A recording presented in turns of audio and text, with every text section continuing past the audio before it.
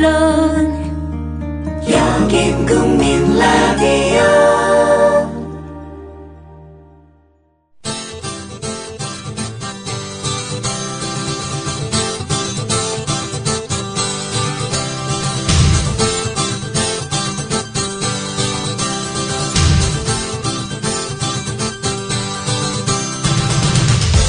투박하지만 정직하다.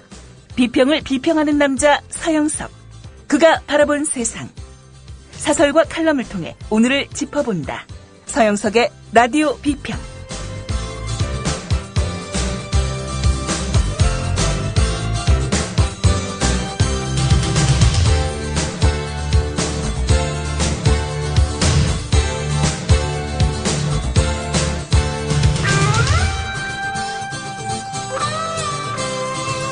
안녕하십니까, 서영석입니다.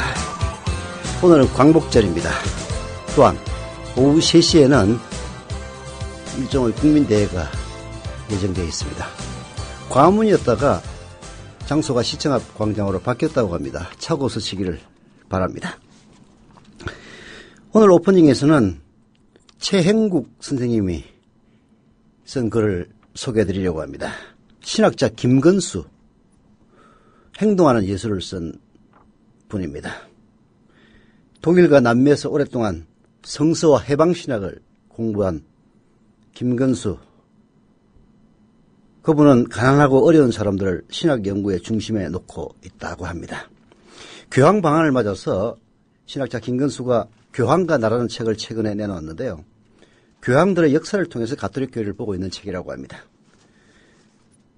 김건수님은 교황에 대한 우상숭배나 가톨릭 교회의 이익에 전혀 관심이 없습니다. 교회개혁 그리고 사회개혁을 외치는 교황을 신학자 김건수님은 아주 공정하게 전하려 교황과 나라는 책에서 공정하게 전하려 애를 쓰고 있습니다. 더불어서 부자와 권력자들 편에 서 있는 한국 천주교의 현실을 안타까워하고 있습니다. 가톨릭 신자는 아니지만 한국 천주교회의 전반적인 행태에 호감을 갖고 있지 않습니다. 최영국 교암학원 이사장의 얘기입니다. 부자들을 편드는 정진석, 염수정, 추기경의 처신 정말 못마땅하다고 합니다. 김수환, 추기경이 세상을 뜨자마자 어찌 그렇게 가톨릭 교회가 부자들과 권력자의 편에 서고 말았는지, 돌변하고 말았는지 분한 일이라고 얘기하고 있습니다. 교황의 방한 일정을 보고 크게 실망하였다고 합니다. 가난한 사람들을 찾아보지도 않는 일정이 과연 프란치스코 교황에게 어울리는지 의문이라는 겁니다. 교황을 아예 망신주려고 짜놓은 일정 같다는 이야기까지 하고 있습니다. 이 일정을 누가 짰겠습니까? 바로 최영국 이사장이 얘기하는 부자와 권력자들의 편에 서 있는 염수정 그리고 정진석, 추기경 이런 사람들이 짜놓은 일정입니다. 교황을 아예 망신주려고 짜놓은 일정 같다는 얘기까지 나옵니다. 거기에 반해서 대한민국의 이 쪽팔리는 추기경에 반해서 프란치스코 교황은 가난한 사람들에게 진정으로 관심이 많은 분입니다. 한국 사회와 종교가 바로 개혁 교황 프란치스코에게 배울 점 얼마든지 있다는 겁니다.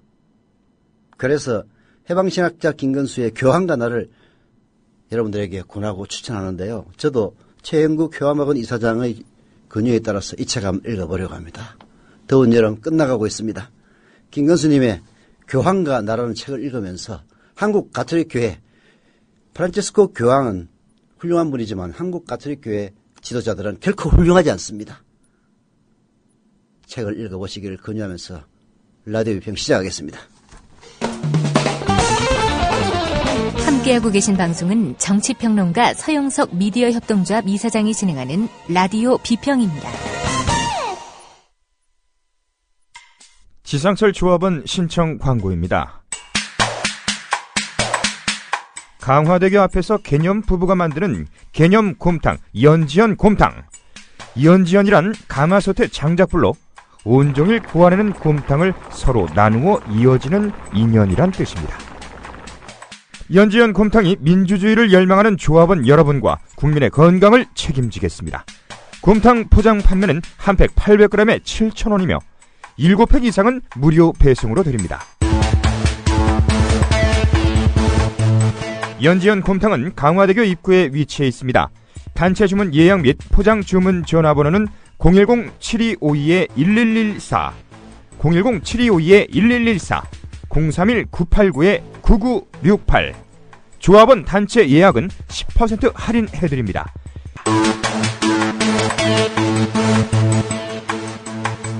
포장 판매 금액의 10%는 국민TV 후원금으로 쓰입니다. 네. 대한민국에는 선거 때마다 매우 희한한 현상이 벌어집니다. 입으로만, 말로만 서민들을 위한다, 가난한 사람들을 위한다, 복지를 하겠다, 경제민주화를 하겠다는 정당이 항상 표를 얻습니다. 그러나 그들은 가난한 사람들에게는 전혀 관심이 없습니다. 정진석이나 염수정 같은 추기경이 부자와 권력자들에게만 관심이 있듯이 그 정당 역시 부자와 권력자들의 이익을 보호하고 그 이익을 지켜내는 데만 관심이 있습니다. 그러나 늘 가난한 사람들, 서민들이 그들을 향해 투표를 합니다.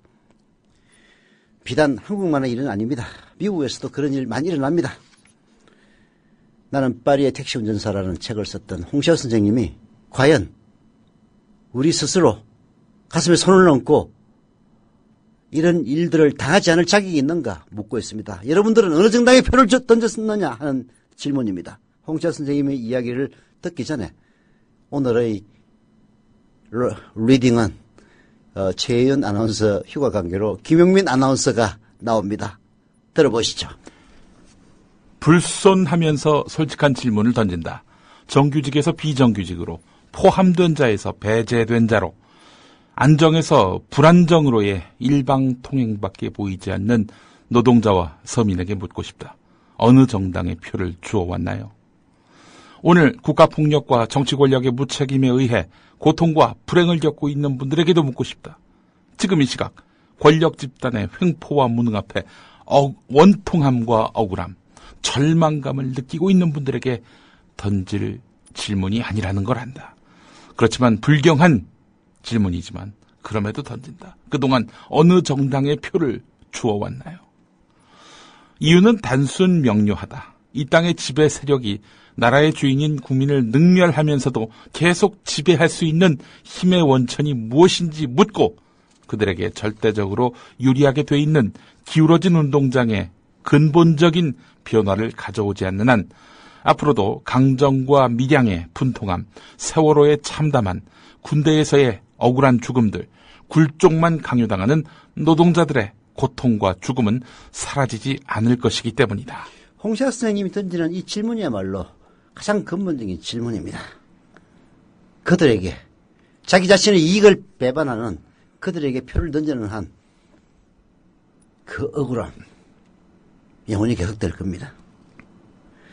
홍시아 선생님은 이렇게 계속합니다. 요컨대 노동자이고 서민인 내가 오늘 그들을 지지하고 표를 준다는 것은 내일 내가 부당하고 억울한 일을 당했을 때 나의 호소를 들어주는 대신 그런 나를 억압하고 배척할 수 있는 힘을 실어주는 행임을 알아야 한다는 겁니다. 귀족에게는 그의 상응하는 책임이 따른다는 그런 의미를 가진 노블레스 오블리주가 사회에 자리 잡으려면 노블레스들이 그렇게 하지 않으면 지배할 수 없을 때, 그렇게 하지 않으면 멸망할 때, 그렇게 하지 않으면 노블레스의 자리에서 쫓겨날 때 비로소 가능한 것처럼 민주화 또한 지배 세력들이 민주화를 하지 않으면 지배하기 어려울 때 그 가능성이 열리는 겁니다. 6.29 선언이 왜 나왔습니까? 노태우가 착해서 6.29 선언을 했습니까? 전두환이 쫓겨나고 자기 자신도 쫓겨날 위기에 놓이니까 직선제를 비롯한 시민들의 민주화 요구를 수용하는 6.29 선언을 하지 않았습니까? 노블레스 오블리주든 민주화든 오늘의 한국 지배 세력에게서 기대하기 어려운 것은 그렇게 하지 않아도 계속 지배할 수 있게 하는 그런 정치적인 힘이 있기 때문인데 정말로 비극적인 사실은 그 힘의 적지 않은 부분이 그들에게서 없는 자라고 무시당하고 있고 앞으로도 계속 무시당할 노동자들과 서민에게서 그들의 힘이 나온다는 사실입니다. 세월호 참사로 자식을 잃은 부모들의 내 자식들이 왜 그 차갑고 캄캄한 곳에서 속절없이 죽어가야 했나요? 라는 당연한 물음에서 비롯된 진상규명을 위한 특별법 제정 요구를 외면하는 집권 세력을 비난하는 것은 어렵지 않다. 진상규명에 무엇이 두려워서 기소권과 수사권을 배제하려 하고 그것을 논리가 아닌 쪽수로 밀어붙이려 하는가. 이 물음 하나로도 우리는 그들의 안면몰수 후안모치의 성격을 알아차릴 수 있다. 그런데 그 정치 세력에게 매번 표를 줌으로써 그들에게 그럴 수 있도록 쪽수를 채워주는 사회 구성원들에게 그들의 실체를 알려주고 당신 또한 배반당할 수 있다는 점을 인식시키는 일은 참으로 어렵다. 그래서 나를 포함해 우리는 쉬운 일을 주로 한다. 각자 자신의 지적, 윤리적 우월감을 다독거리면서 다만 평가하거나 개탄할 뿐 이웃을 설득하는 일은 거의 하지 않는 것이다. 송구한 말을 덧붙이자면 이 글을 읽는 한겨레 신문 독자의 대부분도 이 점에서 크게 다르지 않을 것이다. 그런 면에서 저는 미디어 협동조합 국민TV의 조합원들이야말로 가장 앞서 있는 행동하는 사람들이라고 저는 생각을 합니다. 벌써 27,000명이 넘었습니다. 27,000명, 작다면 작은 숫자지만은 그러나 결코 작은 숫자 아닙니다. 설득하고 심지어는 꼬덕여서 조합원으로 가입시키고 방송을 듣게 하고 그래서 우리 사회가 조금이라도 변화할 수 있도록 노력하는 실천하는 그야말로 그 어느 우리 사회에 꼴보기 싫은 지식인들보다도 더 소중한 존재들이 저는 미디어 협동조합 국민TV 조합원이라고 생각합니다. 홍시아 선생님도 협동조합 하고 있습니다. 협동조합 가장자리의 이사장님이고 저희 미디어 협동조합 조합원이기도 한데요. 아마도 이런 협동조합을 해보셨기 때문에 남들에게 지적 우월감만 내세우고 실제로 행동을 하지 않고 남을 설득하지도 않는 그런 세태에 더 많은 실망감을 느끼는 것인지도 모르겠습니다. 실상 나와 생각이 다른 남을 설득하는 일은 무척 어렵다. 한국처럼 사회화 과정에서 각자의 의식세계 형성에 관한 자기성찰적 물음이 생략된, 소거된 사회에서는 더욱 그렇다. 사람은 생각하는 동물이지만 생각을 갖고 태어나지 않는다. 그렇다면 지금 갖고 있는 생각을 어떤 경로로 갖게 됐는지 물을 때 비로소 생각하는 사람으로 출발할 수 있는데 그렇지 않으므로 자기 생각에 대해서 회의할 줄 모르고 다만 고집만 할 뿐이다. 각자 생각의 문이 닫혀 있으니 소수의 사회 구성원이 남을 설득해 보기도 하지만 불가능에 가깝다는 걸 인식하게 되고 결국 모든 사람이 설득하기를 포기한다.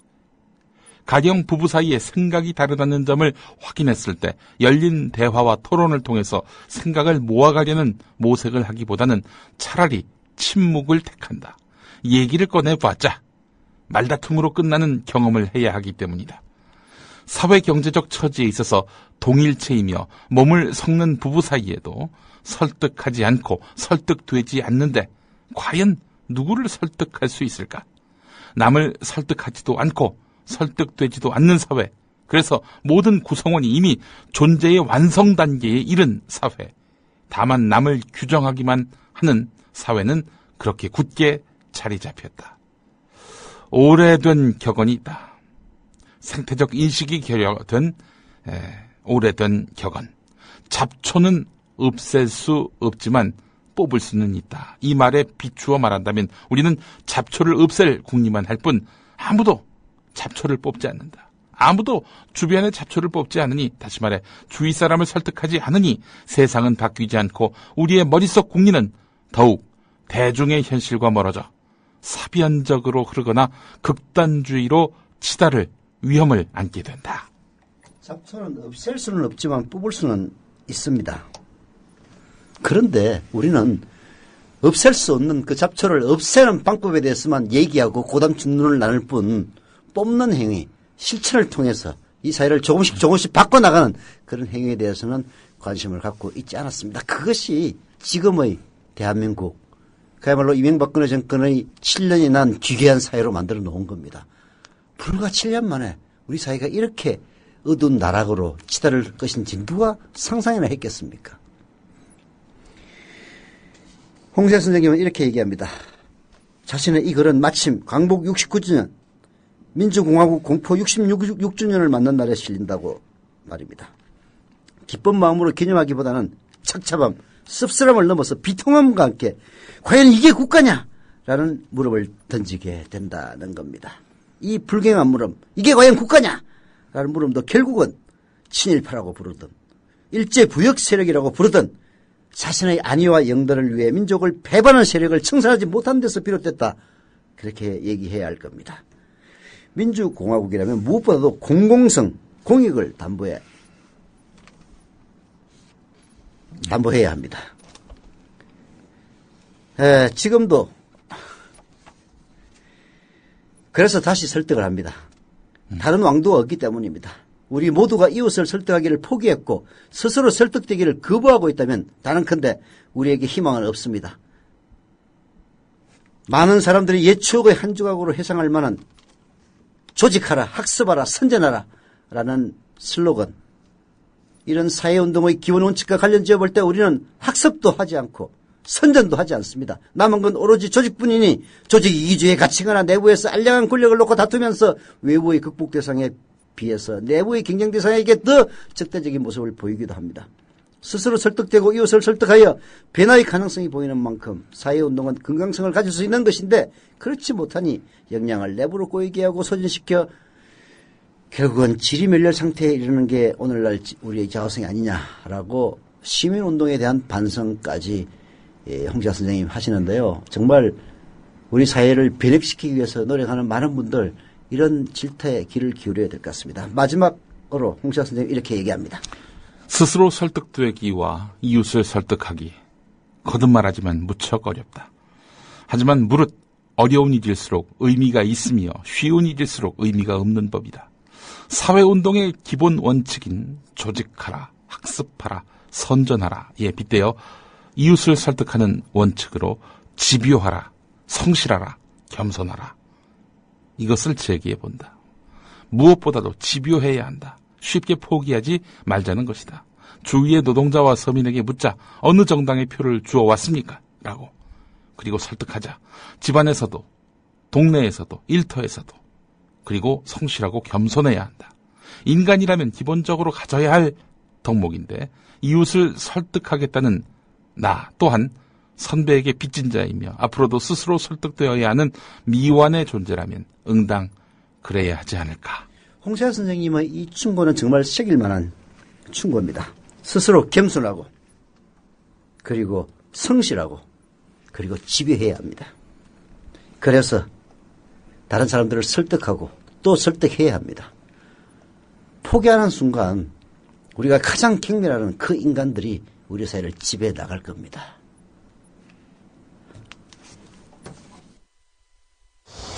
사는 게 아니에요. 하루하루가 지옥이고 못 지켜줘서 너무 미안하고 뱃속에다 10달을 가지고 있다 낳은 내 새끼라고요. 어떻게 내 새끼를 데려갈 수 있냐고요. 안전한 세상을 만드는데 너와 내가 따로 없습니다. 그 작은 노력, 바로 세월호 특별법 제정입니다.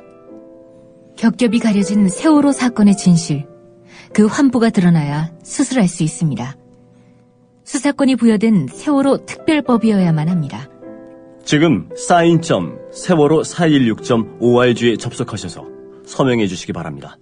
다시는 이런 비극이 없는 세상을 만드는 힘, 그 힘을 사인.세월호416.org에서 함께 모아봅시다.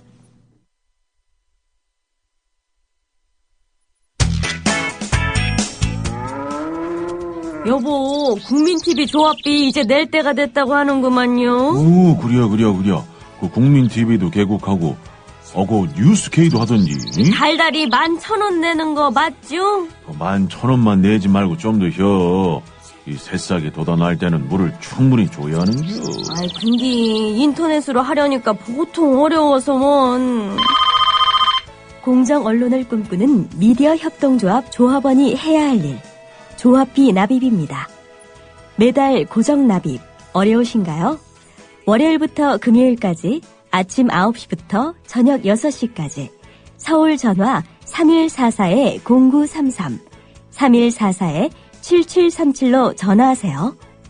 사무국 요원들이 친절하게 안내해드리겠습니다. 서울 전화 3144-0933 또는 3144-7737. 여기는 진짜 언론, 미디어 협동조합입니다.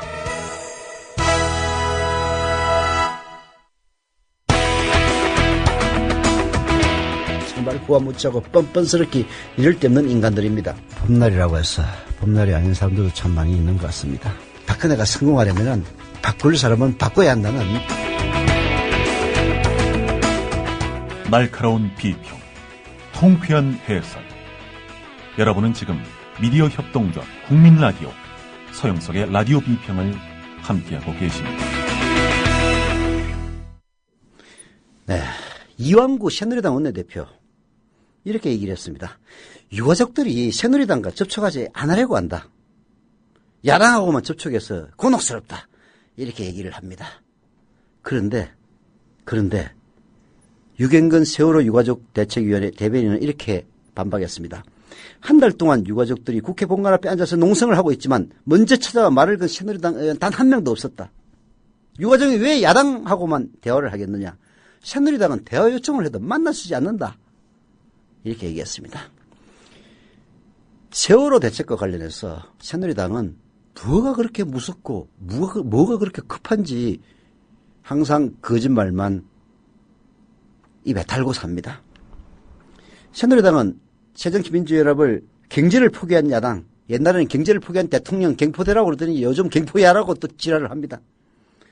그래서 발목 잡기를 그만하고 경제 살리기를 위해서 청와대가 선정한 19개 민생법안을 통과시켜야 한다라고 주장합니다. 그러나 그들이 주장하는 19개 민생법안 중에서 5개는 2012년에 발의된 겁니다.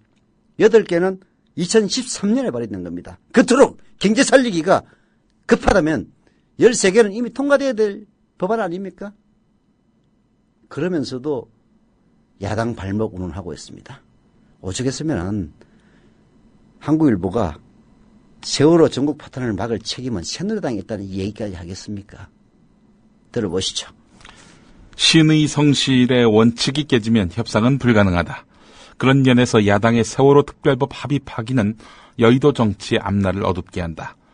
초반부터 신뢰의 축이 무너진 가운데 오늘로 100일을 맞는 이완구 박영선 원내대표 체제가 남은 1년 9개월 동안 협상 파트너로서 제 역할을 할 수 있을지 심히 우려된다. 그러나 협상이 깨지면 남는 건 전쟁이라는 오랜 격언도 여야가 새겨 들어올 필요가 있다.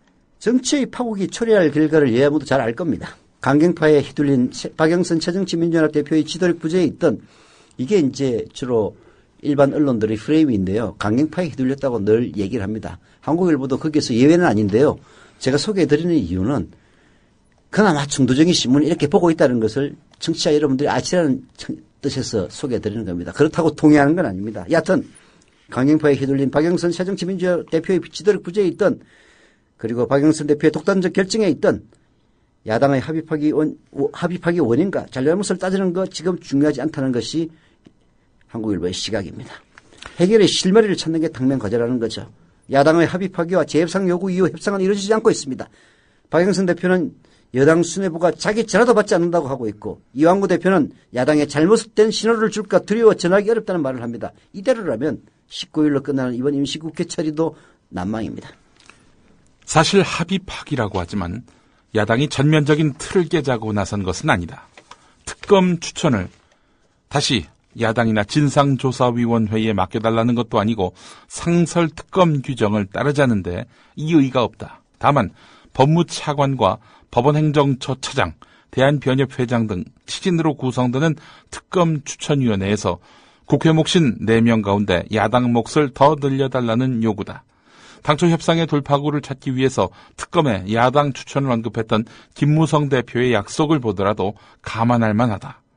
물론 여야가 특검 추천과 진상조사위원회 구성에서 각각 자신의 입장을 관철한 기존의 합의의 틀에서 보자면 새누리당이 불만을 가질 수 있다. 하지만 어느 쪽이 추천의 몫을 더 가지든 정치적 중립성이라는 특검의 성격은 누구도 훼손할 수 없다. 여야 간의 쟁점은 사실 여러 가지가 있습니다만은 핵심은 세 개입니다. 수사권, 기소권, 특검 추천권이었습니다. 결국 박영선 대표는 수사권과 기소권을 양보하면서 특검 추천권마저도 따오지를 못했던 겁니다. 지금 법대로 특검 추천이 되면은 아마 여당이 추천하는 특검과 특검 후보와 그리고 야당이 추천하는 특검 후보 두 명이 복수 추천될 겁니다. 그거를 박근혜 대통령이 선택하게 됐습니다. 어느 누구를 선택하겠습니까? 박근혜 대통령이. 여당이 추천한 사람을 선택하겠습니까? 야당이 추천한 사람을 선택하겠습니까? 결국은 수사권, 기소권도 포기하고 특검 추천도 그 특검도 결국은 박근혜 입맛에 쏙 드는 특검이 임명될 수밖에 없는 그런 구조. 그래서 박영선이 욕먹는 거예요. 그 특검 추천권은 새누리당이 어려웠을 때 재보선 전에 김무성 대표가 특검 추천권은 양보할 수 있다는 뉘앙스로 얘기를 했습니다. 그래서 이런 이야기가 나오는 겁니다. 특검법상 과반수 찬성으로 특검 추천이 이루어지긴 하지만 한국일보 사설입니다. 편향적이거나 부적절한 인사를 배제하는 방식의 합의만 있다면 여야나 유족이 만족할 만한 특검을 추천하는 게 불가능하지는 않다는 겁니다. 리더십이 흔들리는 야당을 견인해 나라가 돌아가게 만드는 것도 국정 운영을 맡고 있는 여당의 책임이라는 거죠. 더욱이 청와대 등 여권의 자세로 볼 때 세월호 진상조사와 책임 추궁이 통과일에 그칠지도 모른다는 유족의 우려도 감안한다면 여당이 유연한 자세나 합리적 대안을 내놓지 못할 이유가 없다는 겁니다. 파국을 막을 여당의 정치력이 요구된다라고 한국일보 사설이 주장을 하고 있는데요. 진짜 야당의 몰락, 야당의 비극입니다. 여기서 만약 여당이 조금이라도 양보한다면 또 김무성의 결단으로 포장될 겁니다. 그야말로 박근혜의 둘러리에 이어서 김한길과 안철수는 박근혜 들러리였습니다. 이제 박영선은 김무성 들러리로 전락하기 직전에 놓여 있습니다. 박영선 대표가 내놓은 해법이 당내에서 또다시 반복될 우려가 있는 것, 그 자체도 아마 새누리당은 문제로 볼 겁니다. 박영선 대표가 여당이 주장한 균형적인 불만족은 균형적 불만족이라고 표현을 했는데요. 진상조사위의 수사권 기소권을 요구하는 당내 강경파나 유족의 입장에도 동일하게 적용되다 라면서 균형적 불만족은 여당에게도 적용하라. 즉 좀 양보하면은 여당이 어떻게든 끌고 가라.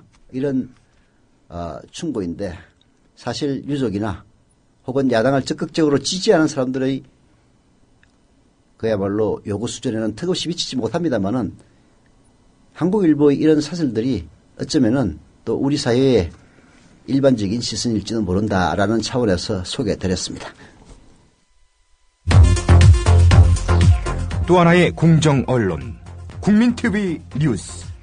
한국의 오프라인 뉴스, 온라인 여론, 국민TV 뉴스에 접속하시면 한눈에 만나실 수 있습니다. 또 하나의 진짜 언론, 국민TV 뉴스. 뉴스.국민.tv, 미디어 협동조합 국민라디오, 국민TV의 자매 인터넷 신문, 국민TV 뉴스에 지금 접속하세요.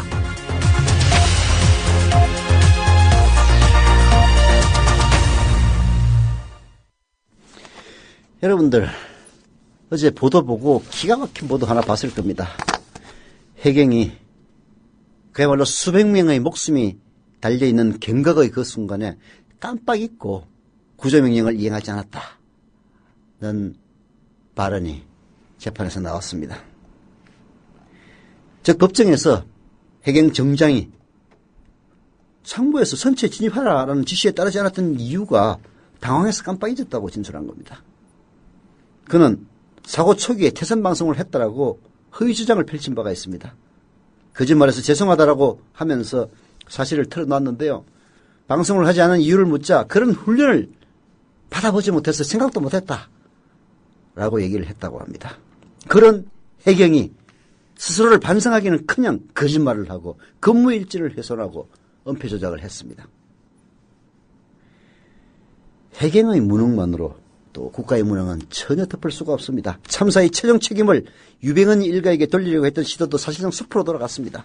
그러나 저는 그 해경 정장의 그야말로 말도 안 되는 당황해서 선체에 진입하지 못했다는 그런 정언도 기가 막혔지만은 새누리당이 대신 박근혜의 실종된 7시간을 해명하는 그 해명 내용을 들어보면서도 정말로 진실로 기가 막히기 이루 말할 수가 없었습니다. 한겨레신문의 사설을 통해서 여전히 납득 안 되는 박근혜 대통령의 골든타임 7시간을 비판하고 있습니다. 청와대가 박근혜 대통령의 세월호 참사 당일 행적 일부를 공개했지만 이미 드러난 것 말고 새롭게 밝힌 내용이 거의 없다. 보고가 올라간 구체적인 시간대별 내역을 추가했을 뿐이다. 청와대의 찔끔찔끔 공개에 기존의 의문은 가시지 않고 새로운 의혹만 돋아난다. 형식부터 문제다. 세월호 국정조사특위 새누리당 간사인 조원진 의원이 청와대 답변서라면서 발표했는데 옹색하다는 느낌을 지울 수 없다. 이러니 무언가 떳떳하지 않은 구석이 있는 것 아니냐는 말이 나오고 있는 것이다. 진상규명에 앞장서야 할 여당의 특위 간사가 청와대 대변인을 자처하고 나선 것도 새누리당이 청와대 하청정당임을 자인하는 꼴이다. 그렇습니다. 지금 친박이 장악한 새누리당은 박근혜의 홍위병에 불과합니다. 청와대의 명령을 따라서 하청을 받아서 일하는 하청정당에 불과한 겁니다. 조원진 세월호 국정조사 특위 간사라는 사람이 청와대 해명서를 들고 와서 청와대가 해명하는 것도 아니고 이렇게 답변했습니다 라면서 청와대를 비호하는 모습을 보고 이 나라의 여당의 현주소를 그대로 보는 것 같았습니다. 김무성이가 폼 잡으면 뭐합니까? 여전히 청와대 하청정당이고 청와대 눈치만 쳐다보고 있는 그런 정당인데 말입니다. 박근혜 대통령은 그날 모두 21차례의 서면 또 유선 보고를 받았으며 중앙재난안전대책본부를 방문하기까지 7시간 동안에 18차례 보고받았다고 한다. 하지만 대통령은 대면 보고를 받지 않았고 회의조차 소집하지 않았다. 구조에 최선을 다하라고 2차례 의례적인 지시를 내렸을 뿐이다. 190명 추가 구조 보도가 오보로 확인된 뒤에도 아무런 지시가 없는 건 아무리 생각해도 이해하기 어렵다. 저는 이 얘기를 듣고 정말로 진실로 박근혜 대통령의 IQ에 대해서 회의를 느꼈습니다. 무려 18차례 플러스 더 보태면 21차례나 보고를 했는데도 불구하고 도대체 이 사건이 얼마나 중대한 사건인지 전혀 인지조차 못한 채 7시간을 허송세월했다는 얘기를 듣고 진실로 박근혜 율리아나 댓글녀 대통령이 국정을 책임지고 아니 책임까지는 못 진다 하더라도 운영할 만한 그런 지능을 갖고 있는 인간인지 진실로 회의가 들었다는 이야기입니다. 청와대는 대통령이 보고를 받고 어떤 조처를 내렸는지에 대해서는 여전히 침묵한다. 대통령이 누구와 만나 무슨 내용을 상의하고 상황을 어떻게 판단해서 어떤 지시를 내렸는지는 아직도 오리무중이다. 각각의 보고를 어디서 받았는지 대통령이 과연 보고서를 읽기나 했는지도 알 길이 없다. 보고는 많았는데 대통령의 조처는 없는 셈이니 보고서가 잘못됐거나 대통령이 직무를 유기했거나 둘 중 하나라는 이야기 아닌가. 그렇습니다. 상식적으로 보면은 21차례 보고를 받고도 아무런 조치를 취하지 않았다면 보고서 자체가 잘못된 겁니다. 21차례나 보고를 했는데 별거 아니다라는 보고를 했으면은 그렇게 할 수도 있다는 이야기죠. 그러나 별거 아닌 게 아닌데도 불구하고 대통령이 실질적인 조치를 전혀 취하지 않았다면 머리가 나빠서 대통령을 수행할 자격이나 능력이 없던가 아니면 직무를 유기했던가 그 둘 중에 하나라는 이야기입니다. 박근혜 대통령 특히 7시간 만에 중대본 방문해서 무슨 얘기를 했습니까? 유명한 이야기. 희생자들이 모두 구명조끼를 착용하고 있는데 왜 발견이 어려우냐.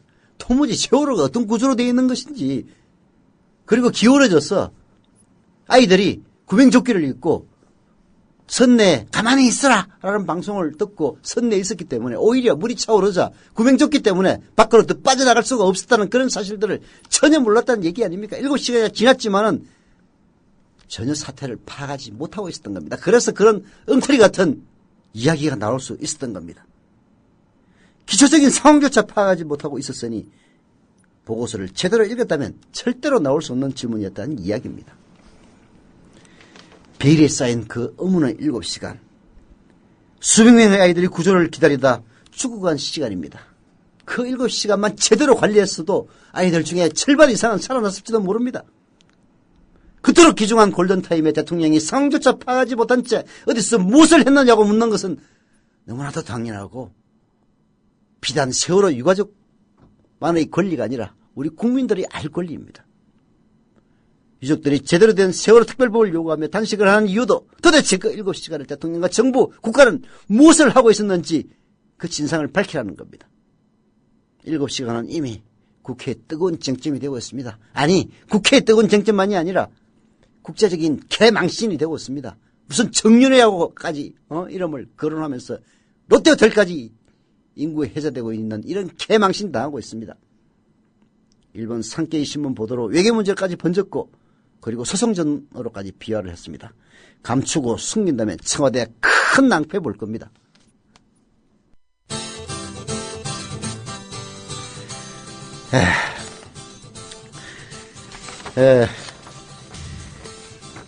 여전히 납득 안 되는 대통령 골든타임 7시간. 이 부분은 교황의 방안으로 더 국민들의 관심이 높아지리라고 생각을 합니다. 교황 방안 무슨 의미가 있습니까? 낮은 곳에 임하면서 이 땅의 기득권자들과 권력자들이 관심을 기울이지 않는 세월호 유족들에 대한 관심을 교황께서 더 환기시켜주고 있기 때문입니다. 우리도 관심을 기울여야 됩니다.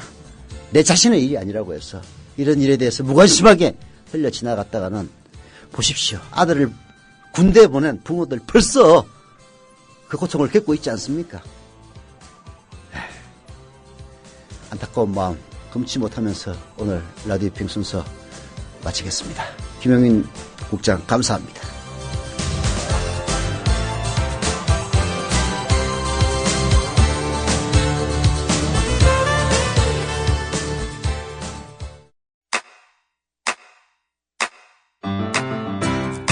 국민 라디오 지지하는 4가지 방법 아시나요? 다운로드하기, 별점 주기, 댓글 달기, 구독하기.